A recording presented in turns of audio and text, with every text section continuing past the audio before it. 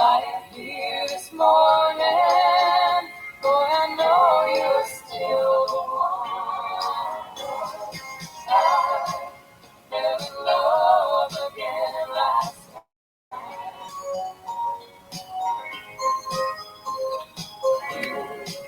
Keep doing everything just right.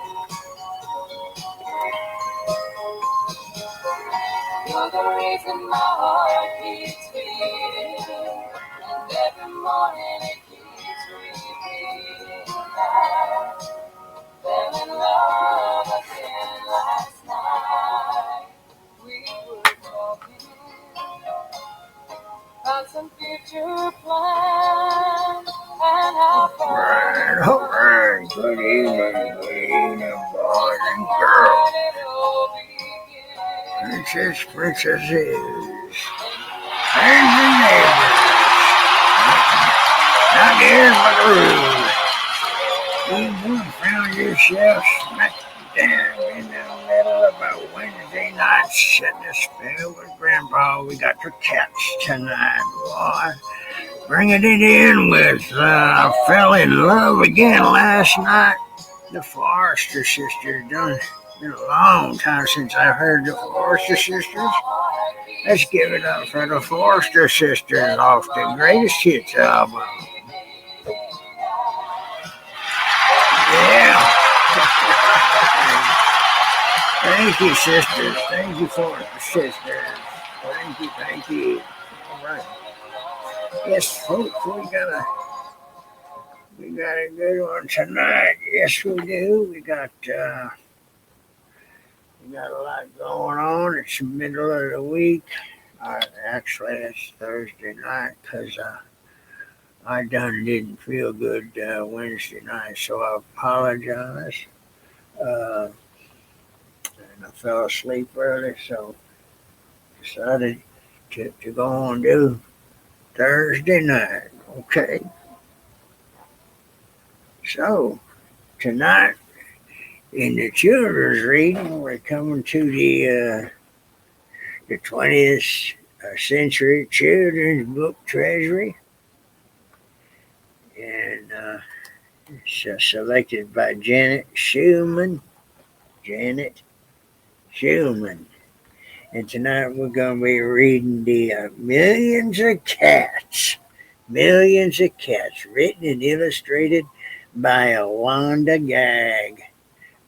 Originally published in 1928.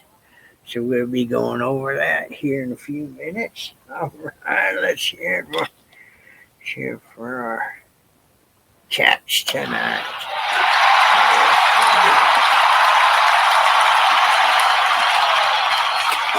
All right, girl. Now here's buckaroos, friends and neighbors. We got our the current events tonight. We're just going to take a few little clippings here and there. I'm going to talk a little story here on the time to honor women's history. So let's have it for women's history. Let's hear it for the princesses. Women's in the world. All right. And then we're going to talk a little bit about the moon, a couple other planets there, and just a few little things here and there. We're going to pull it out of this past week's, the week junior, right here. And it's dated March the 13th, 2026. Grandpa, my eyes, and put in my eye drops. Can't see so good here. So we got that, and then oh boy, folks, tonight's reading comes straight out of Luke, chapter 11, verses 14 through 23. Let's give it up for Luke. Chapter 11, verses 14 through 23. Yes. Looking forward to that. Yes, we are.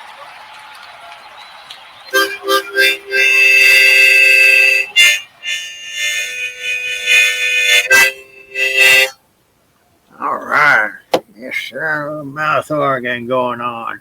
Well, without no further ado, let's get to the children's reading of the cats tonight. Once again, title of the story is Millions of Cats, and it's written and illustrated by Wanda Gag. G-A-G. Okay. Once upon a time, there was a very old man, kind of like me. Okay. And a very old woman. They done lived in a nice, clean house which had flowers all around it, except where the door was. But they couldn't be happy because they were so very lonely. If we only had a cat, sighed the very old woman. A cat? Asked the very old man. Yeah, a sweet little fluffy cat, said the very old woman. I will get you a cat, my dear, said the very old man. And he set out over the hills to look for one. He climbed over the sunny hills. He trudged through the cool valleys. He walked a long, long time, and at last he done came to a hill which was quite covered with cats. Cats here, cats there, cats and kittens just everywhere. Hundreds of cats, thousands of cats, millions of cats, billions of cats, even trillions of cats. Oh, cried the old man joyfully. Now I can choose the prettiest cat and take it home with me. So he chose one. It was a white one. But just as he was about to leave, he saw another one, all black and white, and it seemed just as pretty as the first. So he took this one also. But then he saw the fuzzy gray kittens way over where he was every bit as pretty as the others. So he took it too. And now he saw one down on another corner, which he thought too lovely to leave, so he took it too. Oh, Grandpa, he got a lot of space to take up a lot of cats, don't he? Whew. Anyhow, and just then, over here, the very old man found a kitten which is a black and very beautiful. It would be a shame to leave this one, said the very old man. So you know what? He done took it. You guessed it. And now over there he saw a cat which was a brown and a yellow stripe, like a baby tiger. I simply must take that, cried the very old man. And of course he did. So it happened that every time the very old man looked up, he saw another cat. It was so pretty, he could not bear to leave it. And before he knew it, he had chosen them all. Oh boy. And so he went back to the sunny hills, down through the cool valleys to show his pretty kittens to the very old woman. It was very funny to see the hundreds and thousands and millions and billions and trillions of cats are following him. They came to a pond. Meow, meow. We are thirsty, cried the hundreds of cats, the thousands of cats, the millions of cats, the billions of cats, and the trillions of cats. Well, each kitty cat took a drink, and what happened? The pond was gone. Mew, mew. Now we's hungry. Hundreds, thousands, millions, and trillions of cats. There was as much grass on the hills, said the very old man. I ain't never seen a cat eat no grass. It's good for 'em. Don't make 'em sick. But anyway, I guess these cats are the grazing kind of kittens, huh? Anyway, um, let's see, much on the grass. So they ate all the grass. Each cat ate a mouthful of the grass, and all that was left was a blade. Pretty soon, the very old woman saw them a coming. My dear, she cried, what are you doing? I asked for a little cat. And what do I see? Cats here, cats there, cats, kittens everywhere. Hundreds of cats, thousands of cats, millions of cats, billions of cats, and trillions of cats. But we can never feed them all, said the very old woman. Sounds like she got some sense, huh? They will eat us out of house and home. I never thought of that, said the very old man. What shall we do?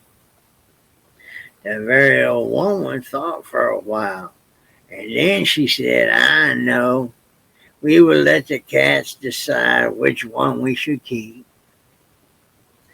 Oh, yes, said the very old man, and he called all the cats. Which one of them is the prettiest? I am. I am. No, I am. No, I'm the prettiest. I am. Hundreds of cats, thousands of cats, millions of cats, and billions of cats, and trillions of cats. And they began quarreling. Oh my goodness, a cat fight. They bit and scratched and clawed on each other and made such a great noise that the very old man and the very old woman just ran in the house as fast as they could. They did not like such a quarreling. I wouldn't either. But after a while, the noise just stopped. And the very old man and the very old woman peeped out of the window to see what had happened. They could not see a single cat, not nary a cat. That's what it said, not nary a cat. There we go. There we go. I think they must have eaten each other all up, said the old woman. That's too bad, but look, said the very old man, and he pointed to a bunch of high grass. In it sat a little frightened kitten. They went out and picked it up. It was thin and scraggly. Poor little kitty, said the very old woman. Dear little kitty, said the very old man.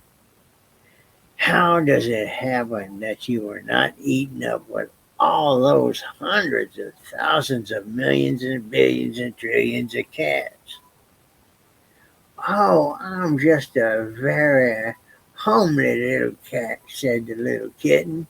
So when you asked who is the prettiest, I didn't say nothing.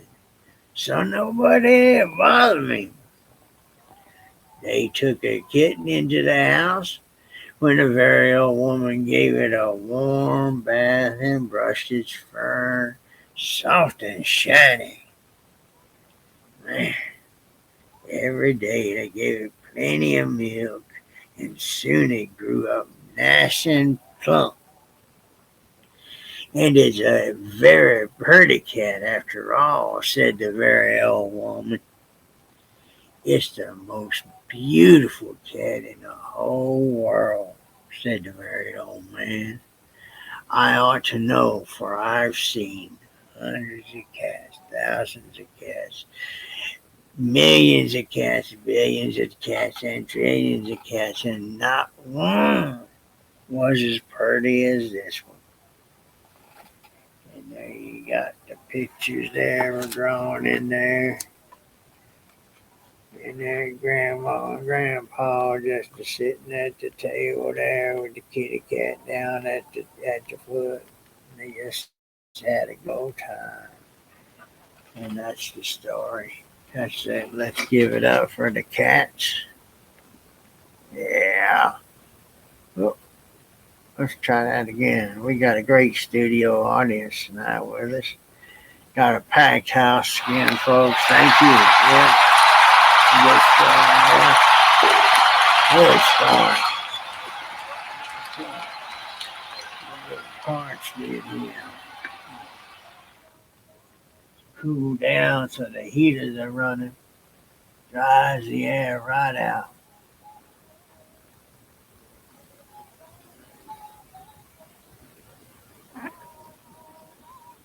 I hope it's right warm where you are, or at least comfortable. Don't want it to be too warm. Alrighty, boys and girls, princesses, friends, neighbors, buckaroos, mountaineers. Let's do a little honoring of women's history now. And once again, this comes right on out of the Week Junior magazine for this week here. And that again is dated March 13th. And it is a time to honor women's history. This month, the people around the globe will honor women's achievements, raise awareness about gender inequality, and inspire activism to support women. International Women's Day, IWD, takes place on March 8th, okay? Took place on March 8th, and National Women's History Month in the U.S. runs through the end of the month here in March. International Women's Day began in 1911 in Europe, where more than 1 million people rallied to improve women's working conditions and fight to vote. The United Nations, UN, officially recognized the day in 1977. This year, with all the themes, excuse me, folks, rights, justice, action for all women and girls, IWD focuses on laws to protect women. And we sure do need them. We sure do, folks. Oh, my goodness. All that's going on right now, we sure do. Some unsavory things, unsavory. The UN will be hosting speakers, panel discussions, and other events at its headquarters in New York from the March 9th through the 19th in Florence, Italy. Women will have free admission to museums on March 8th in Croatia. Celebrations will include a climb to the summit of St. There's a bunch of L's and I's in there on something mountain. Oh, Grandpa, boy, they all them letters there. Some mountain, anyhow. A celebratory 6-kilometer run will take place on Andaman Island in Malaysia. Women's History Month has its origins in the Women's History Week, which started in California in 1978 and was made official by the great President Jimmy Carter in 1980. Congress passed a law in 1987 and expanding the week into Women's History Month. Let's have it for the whole month. I'm telling you what, most of them women deserve the whole year. For real. This year, thank you, folks. Thanks. We got a great audience tonight, folks. This year, the Smithsonian American Women's History Museum is hosting events including a spotlight on women involved in space exploration. These National Hockey League Pittsburgh Penguins will host a Her Hockey Day on March 22nd. Coming up.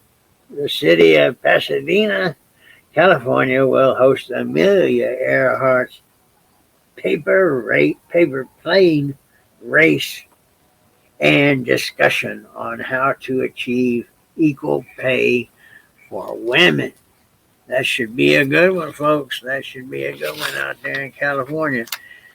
So let's give it up. Let's give it up again. Month of March, International Women's Month. That's right. Round of applause as well. Yes. Yes, that's right. Okay. Moving along here, a little more. It done happen. It was cloudy where I was, but you might have been able to see it. It's a rare phenomenon. It's a rare total lunar eclipse occurrence on March 3rd. The lunar eclipse happens when the Earth moves between the sun and the moon, shielding the moon from the sun. A total lunar eclipse is also called a blood moon because small amounts of the sunlight streak past the Earth, turning the moon's surface a dark shade of red.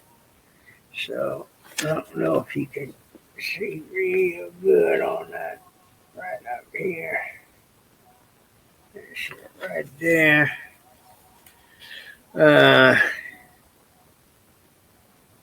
there was rings there of Uranus discovered on March 10th of 1977. 5 rings of the planet Uranus were spotted for the first time by U.S.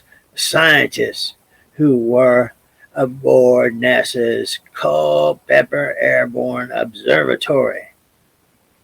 They made the discovery in partnership with the scientists at the Perth Observatory in Australia.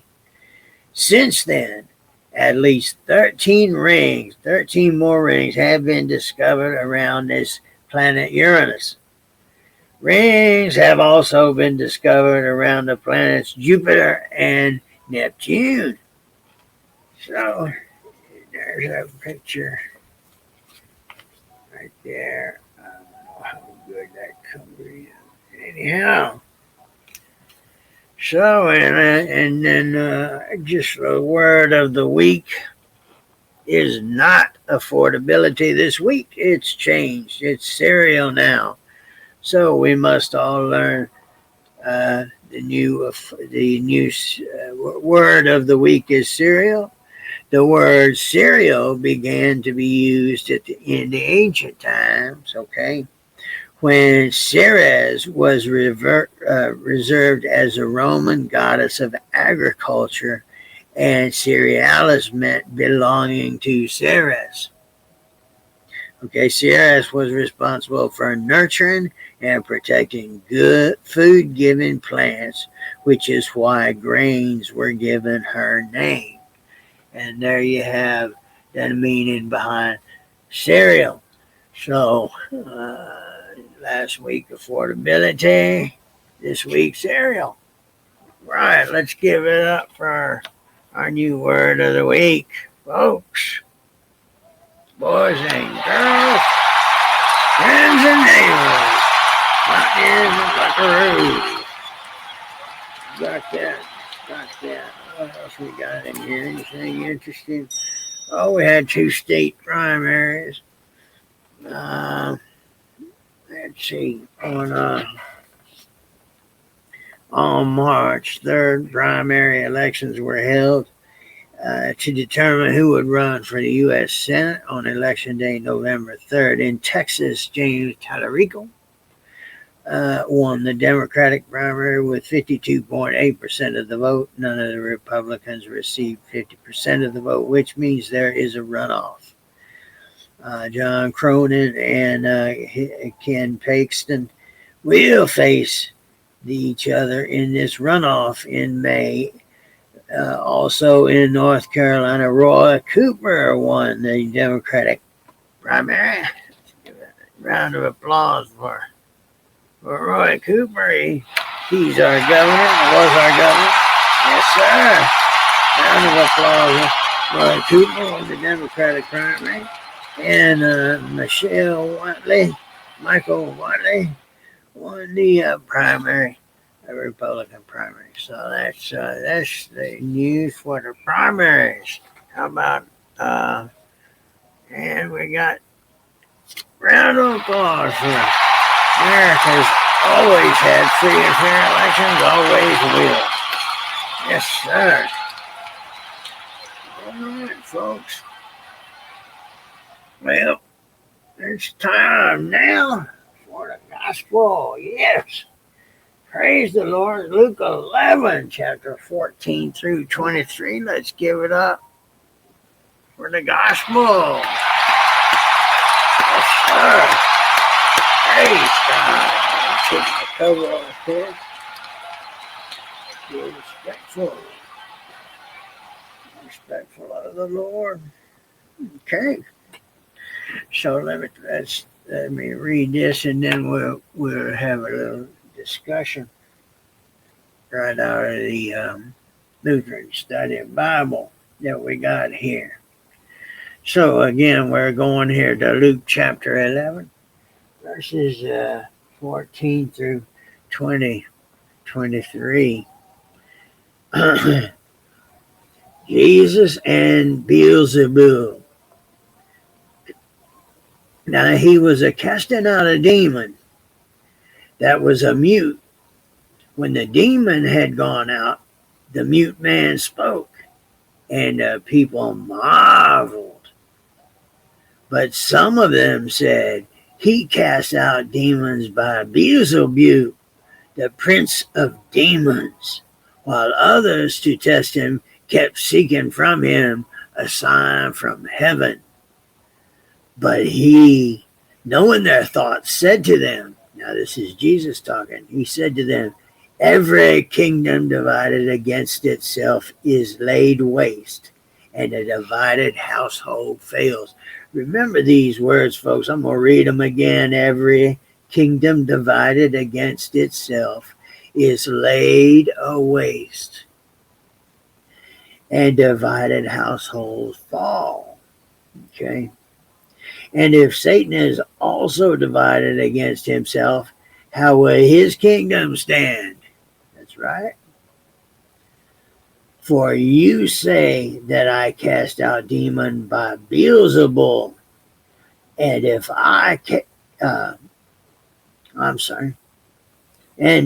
cast out demons by Beelzebul, by whom do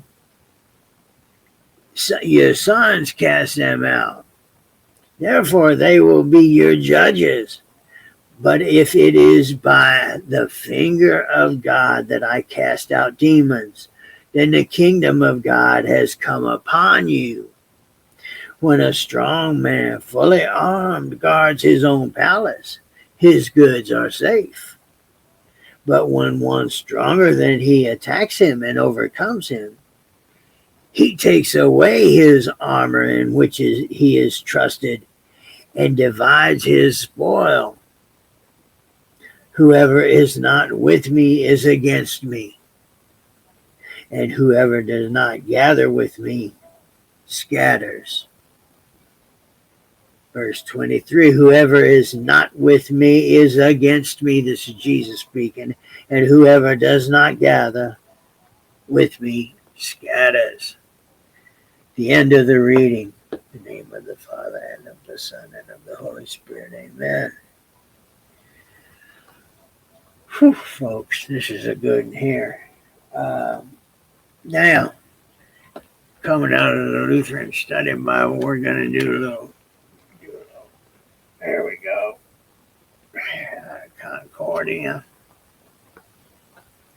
Okay. This is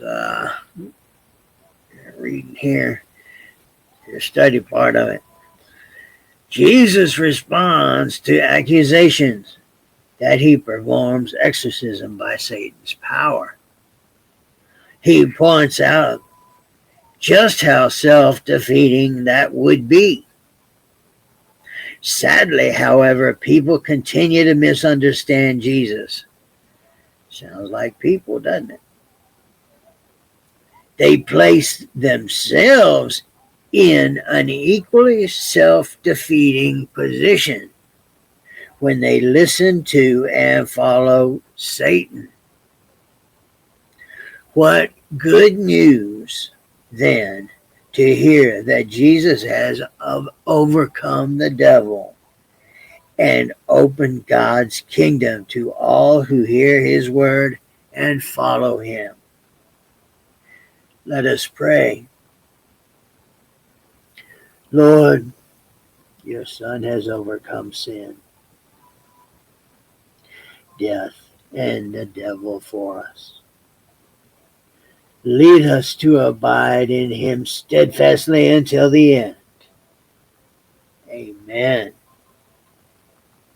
In the name of the Father, and of the Son, and of the Holy Spirit. Amen. So a good one today. This is a back one. There's a lot in there. Good stuff to open this thing up here and read it. Get yourself some good information. The Lord talks to us through these things here. So anyhow, folks, it's been a good Wednesday edition, which is on a Thursday. Let's see who's playing here to take us out with. I see a little. I think it's some more cat. Oh, it's Eddie Rabbit. I love a rainy night. I don't know how that got there. But anyhow, folks, I hope you had a good one. I hope you got something out of it. I sure did enjoy doing it. See you again Friday night. Good seeing you. God bless you. I'm gonna take you out with a little mouth organ and then some Love a Rainy Night by Eddie Rabbit.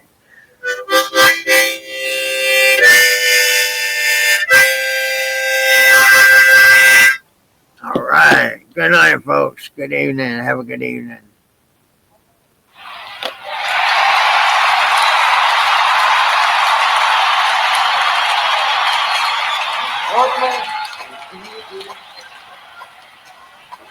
Well, I love a rainy night, such a beautiful sight. I love to feel the rain on my face, taste the rain on my lips. In the moonlight shadow, but the song in this heart of mine, but the smile on my face every time, 'cause I love a rainy night. Yeah, I love a rainy night. I love a rainy night. Good night, folks. Peace be with you. God love you. Love your neighbors. This is Eddie Rabbit taking us out. I love a rainy night. Good night, folks. God bless you.